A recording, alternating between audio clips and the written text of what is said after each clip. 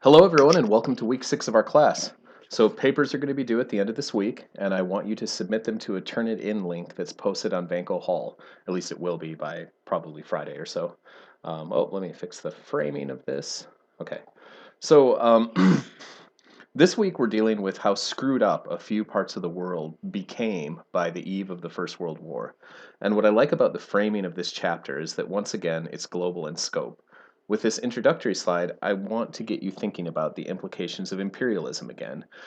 And today we are still living in a world of vast inequality that stems from a period when a tiny minority of the globe ruled directly and indirectly over most of the world. I really don't want my face in this slide, but hey, uh, for good pedagogical practices. Okay, so 121 years ago, a Czech author tried to prick global consciences with his book Heart of Darkness, dealing with a very realistic, fictional depiction of the horrors inside the Belgian Congo. Some of you may have read it in an English class or simply for your own edification. He published the book the same year that the United States was annexing large swaths of what was once the Spanish Empire, and the U.S. was already facing concerted resistance from Filipinos who wanted independence rather than to exchange one imperialist master for another. So this is all in 1899. Books like Heart of Darkness, though, wouldn't convince the great powers to stop engaging in imperialism. Instead of dealing with the system of exploitation, the Belgian government just decided to administer Congo directly rather than allowing it to be King Leopold's private colony. You had a very brief snippet, just to jump back to it in case you're forgetting about Congo in last week's reading. So at the 1884-1885 Conference of Berlin that I mentioned last week, King Leopold of Belgium convinced the other powers in attendance to give him the rights to a large region in Central Africa with the promise that he was going to Christianize, civilize, and uplift the people there. Christianity had already been in Congo for at least 500 years, probably longer, while the supposed civilization brought by the Belgians resulted in millions of deaths. So Leopold's goal was to make money by whatever means necessary. At first, he exploited ivory and mines through his network of private companies in Congo. By the end of the 19th century, rubber had become an important industrial product. Belgian agents used brutal tortures to ensure people delivered required quantities of raw latex and would use methods like chopping off people's limbs if they didn't. There's a really horrifying actual picture of that right on this slide in front of you. So, in tropical environments, chopping off a limb is an almost certain death sentence if there isn't medical care available, which sometimes on these plantations there weren't. So, Leopold did let in a small number of missionaries. They were part of his original justification to have a colony, after all. He tried to keep them away from the more horrendous areas of the colony, but these missionaries often served as witnesses to the outside world of what was going on. And you have a picture of one such person right here. So the massive wealth sucked out of the Congo was used to fund giant palaces all over Brussels, turning it into one of the most gaudy, built up, and palatial cities in the world. This summer, as people in the US and UK reckoned with monuments to supporters of slavery, some people in Belgium began to demand tearing down statues of Leopold. They rather appropriately covered it with red paint. Some of these statues have come down, but to really stop celebrating the destruction of Congo, you'd need to take down the entire city of Brussels. I am cautiously optimistic, though, that the victims of the genocide in Congo, who numbered estimates range between 4 and 10 million people, I'm optimistic that they are at least beginning to be mourned. So one of the things I'm doing with our discussion of World War One, where I'll put myself right smack dab in the middle of Russia, a little bit of China there too. Uh, so uh, one of the things that I'm doing with our framing of World War One, which we'll get to next week, is I'm trying to give us a colonial focus. So a colonial focus on history in general helps us to reframe so much of our understanding of the 20th century, and such a focus certainly helps avoid the silencing of tragedies like what happened in Congo. Much of this silencing is a consequence of histories which focus on the United States, Europe, and maybe East Asia as the important parts of the world, while treating others as if they're peripheral details to the main story. Um, for example, Well, many of us have learned about the major wars in the 20th century, including World War I, World War II, Korea, Vietnam, and Desert Storm. Focusing just on those conflicts ignores the millions and millions of people who died in colonial and post colonial wars all over the world. That focus also doesn't provide much of a framework of continuity to interpret the seemingly endless post 9/11 conflicts that we're dealing with today. So much smaller in scale than most of the wars of the 20th century, thankfully. So if I'm going to go into a bit of background here, really trying to frame why your brief readings this week matter so much. So if you examine the history of the 20th century in a way that includes both the powerful countries and the less powerful countries, the conflicts of today come into much sharper focus. You could instead see the 20th century as a giant global struggle over colonies, or a struggle over the idea of whether it's better to control weaker countries, supposedly because they need guidance from superior cultures, cultures which of course want their stuff, or if it's better to empower them and engage in equitable trade. Where do I put myself? Right there. Okay. So by 1914, the entire global south was controlled by the United States of America, Japan, and a handful of European countries. The United States really set this, and by global south, I'm really just meaning those areas south of Europe, um, south of the United States. So the United States really set the standard for many European countries to follow with its expansion across an entire continent in the 1800s. Russians colonizing Central Asia, French in Algeria, and Germans in German Southwest Africa, to name a few, all saw the United States as an example to emulate. After the Spanish American War of 1898, Americans fought their own overseas colonial wars in the Philippines, where perhaps 200,000 civilians were killed, in Haiti, and dozens of invasions into Latin America and the Caribbean to ensure that these governments aligned their policies with American business interests. Between the middle of the 19th century and 1914, however, all of Africa, with the exception of Liberia and Abyssinia, fell to European colonizers. India, including Pakistan and Bangladesh, was totally annexed by the British shortly thereafter. The French took Indochina, and the Dutch solidified their presence in Indonesia, all while the Opium Wars and subsequent Taiping Rebellion caused perhaps 30 million deaths in China and paved the way for their exploitation by European and Japanese colonial powers. Sorry, with my timing there, I didn't mean to say that the British took over India after 1914. They took over India shortly after the French took over Algeria. So 1848. Okay, so Japan in the same period, trying to shift slides here. Come on, computer. So Japan in the same period went from being an isolated hermit kingdom to a global colonial power, conquering the Korean peninsula by 1910 with imperialist fanatics, later playing out their ambitions to strengthen Japan's colonial reach in the 1930s and 1940s.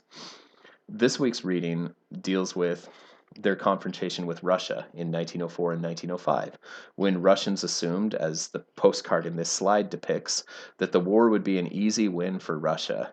Here you've got, a sailor uh, who's so confident that he's putting shells into his pipe and shooting him behind his back. An army guy who could care less. He's just going to smoke.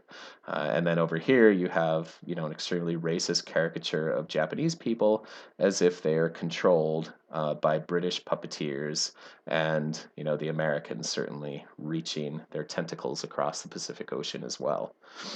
So the war was nothing like this postcard. The war stemmed from a dispute over Port Arthur in China, which Russians and Japanese forces both laid claim to after the Boxer Rebellion, which your book also deals with. The Boxer Rebellion was a revolt against Western powers in China by a group of people called the Boxers, um, various other names. Boxers is what Westerners called them, who had lingering resentment from the decades of terror Chinese people had experienced, from the Opium Wars to the Taiping Rebellion. The bloodiest conflicts of the 19th century were in China. So the Boxers targeted foreigners and sometimes targeted Chinese Christians as well as supposed sellouts to foreigners. And they were put down by combined European, American, and Japanese forces, who then forced the Chinese government to pay reparations for the conflict. They also set up outside control over Chinese ports, essentially a form of imperialism, which, that outside control existed previously, but the conflict over one of these ports is then what caused the Russo-Japanese War shortly thereafter. The postcard in this slide shows, of course, the racial stereotypes at play for Russians. Um, but the reason the war was not like what's in this postcard is that the Japanese were better industrialized than the Russians. They had better trained military forces who were fighting closer to their home turf, whereas the Russians were trying to resupply their troops from all the way around the world. So, for many, the Japanese won. And for many, the fact that a non white country beat one that was considered white had serious ramifications. When the Japanese were invited to join the Hague Peace Conference in 1907, for example, the Japanese delegate purportedly said, "We haven't been invited here because you view us as our equals in culture, but because we've shown ourselves to be your equals in killing." So, to repeat a point, to repeat a point I just made earlier, if you consider the colonial world, then the wars that are traditionally taught as part of American history in the 20th century make a lot more sense as part of one contiguous conflict, because imperialism and its discontents provided context to these many conflicts. World War One is less a competition between nationalisms or a consequence of militarization or even the result of a foolhardy alliance system. It's a clash of colonialisms. More specifically, it's a clash between the colonial winners and the colonial losers. The world's premier imperialist nations, France, England, and Russia, fought against the dwindling imperialist powers of the Ottoman and Habsburg empires, along with the upstart German Empire, the same empire which had called for the Berlin Conference to divide up Africa among European states only 30 years before the start of this war. Belgium, in this perspective, might seem less like the country of helpless victims that we made them out to be in the US press, whose neutrality was violated by the Germans, and more as a premier colonial power responsible for the deaths of millions of Africans during World War I, even. So the Belgians may have quickly surrendered their own country in 1914, but they fought ferociously in Africa against the Germans. Or I should say, their colonial army of 20,000 Congolese fought against the Germans. They're pictured right here in this little commemorative stamp collection. The Germans also fought widely in Africa during World War One. They had previously committed crimes against humanity everywhere they controlled. In particular, you've got the Herero genocide in German Southwest Africa in 1904, where as many as 100,000 people were murdered. German Southwest Africa is Namibia today. So one of the dwindling uh, imperial powers that allied itself with Germany during the war was the Austro-Hungarian Empire. So the, they they got some good attention in this week's readings. The Austro-Hungarian Empire was one of the most interesting, meaning weird and paradoxical places in Europe during the end of the 19th century. Perhaps I think that because Vienna is where my grandpa was born in 1899. Vienna was, or Austria-Hungary as a whole was often called the prison of nations, which makes sense as all or parts of 12 countries make up what was the empire today. Austria's parliament after 1848 spent decades trying to appease nationalists within their country while also controlling them. So they caved in to Hungarians in 1865 by establishing autonomy for Hungary and co-equal capitals in both Vienna and Budapest. That's when they changed the name from the Habsburg Empire to the Austro-Hungarian Empire. But they largely resisted nationalist attempts by Slavs, of whom there were many. You had Poles, Ruthenes, which is another way to say Ukrainian at the time, Slovaks, Czechs, Slovenes, Croatians, Serbs, and Bosniaks. Jewish life flourished in this period of the 19th century too, and cities like Prague and Lviv became known for their cosmopolitan Jewish life, Vienna as well. Vienna was also a city of extremes. It was a city of Sigmund Freud, where he found so many of his psychological anomalies that he wrote about. It was also the city that was so formative in Adolf Hitler's development. So, the many contradictions of Vienna, a cosmopolitan international city of narrow minded extremist nationalists, in a way define the paradoxes of the 19th century in Europe. Those narrow minded nationalists would win out as the empire plodded into or really started World War I, ultimately being destroyed after the war. This destruction of the empire left a groundswell of resentment the same Austrian I mentioned before, Adolf Hitler, would capitalize on to bring Germans and Austrians together with Italians and a whole host of discontented nationalists across Europe of all different nationalities. I mean, Hitler was excellent at appealing to nationalist grievance in Europe to start World War II and prolong it for so much longer than it needed have been prolonged for. So it was Austrians who started World War I by launching a punitive attack on Serbia, a country that had nothing to do with the assassination of Archduke Ferdinand and his wife in 1914. But Austrians disliked Serbs and were annoyed that ethnic Serbs in Bosnia were unruly. They potentially were motivated by a desire for Serbian land Austrians to finish the Berlin-Constantinople Railroad, and the Austrians who attacked Serbia in 1914 were just dumb nationalists as well. There was a lot of nationalism on the Balkan side, too. Your reading deals with the Balkan Wars of 1909 and 1912, which were bitter disputes over the last remaining Ottoman territory in Europe. The southern bit of historic Thrace, right here on my cursor, all the way into this region called Macedonia, which is divided today between Bulgaria, Greece, and the Republic of North Macedonia. So, North Macedonia is a fascinating country today, and in the period of Ottoman rule, it was very much a crossroads of different people. The Macedonian language, which was only formally classified in 1944, is a Slavic language that's close to Bulgarian, which is why nationalist Bulgarians claim Macedonia as their own. But like Bulgarian, shows tremendous grammatical influence from Turkish, Greek, and Albanian. And I want to emphasize that it's grammatical influence, not lexical influence. So there aren't a lot of borrowed words anymore, but there's borrowed grammar, which shows not so much taking ideas, but it shows that at one point in history, people were multilingual. And, multilingual people often reduce grammatical complexities to their bare minimum. So nationalists, and there used to be a lot of word borrowing too, but that was all done away with by nationalists in the 20th century who wanted a pure Slavic language. So, um, Slavic languages, for instance, they have rigid declension systems, which Macedonian and Bulgarian don't have. I'm interested in this because I lived in Macedonia as a teenager. It's a fun language, great place to be.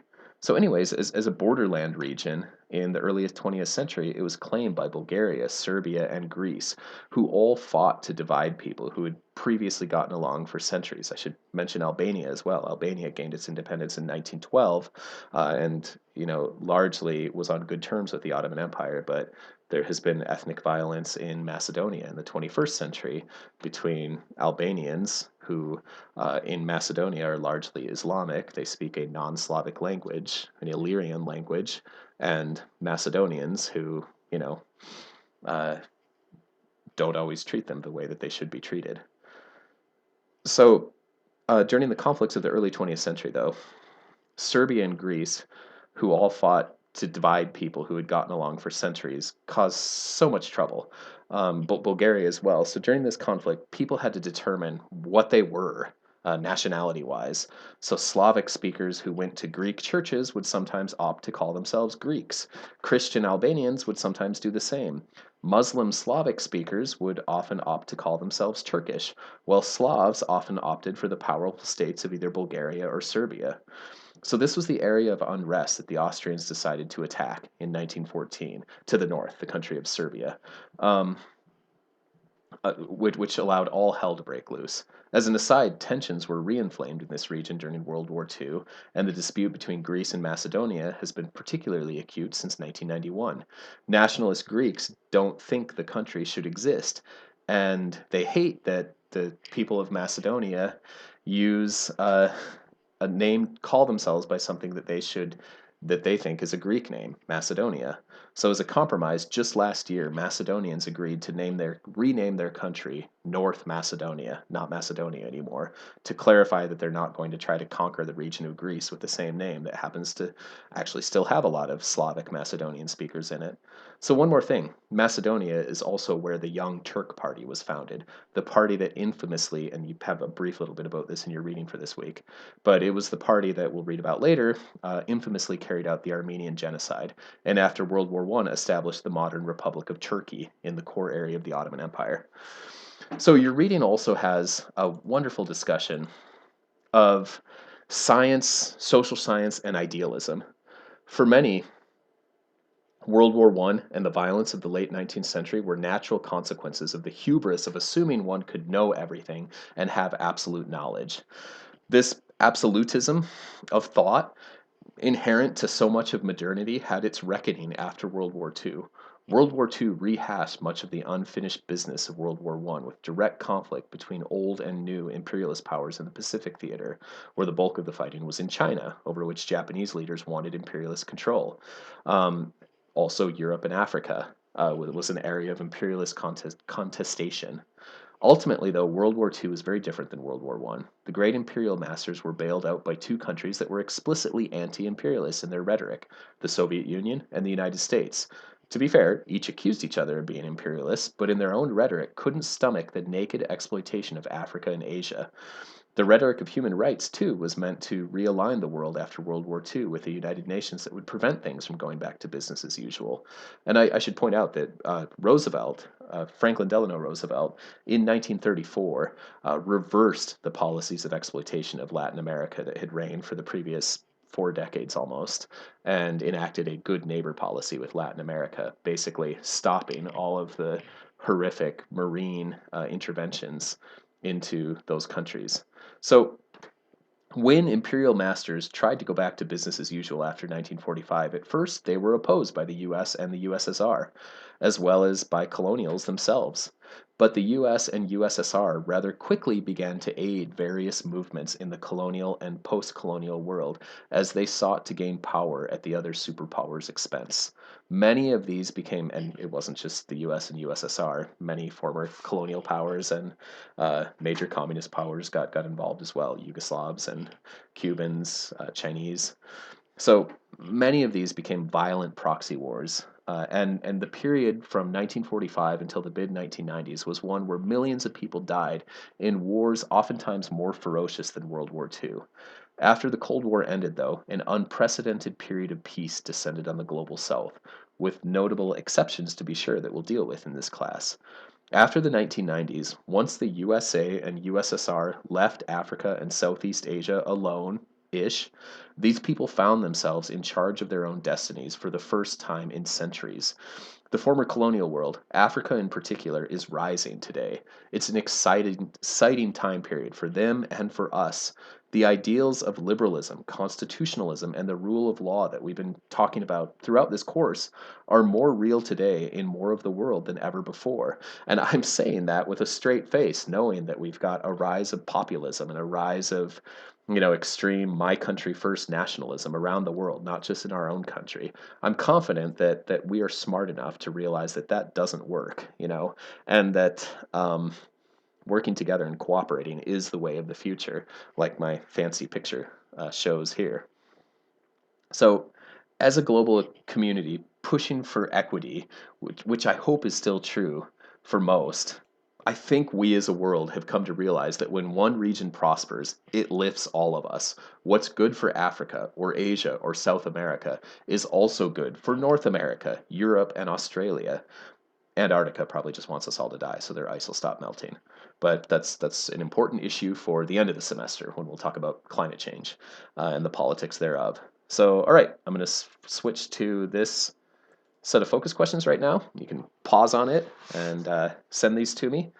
And hope you're doing well. Please reach out to me if you want to go over absolutely anything. Thank you.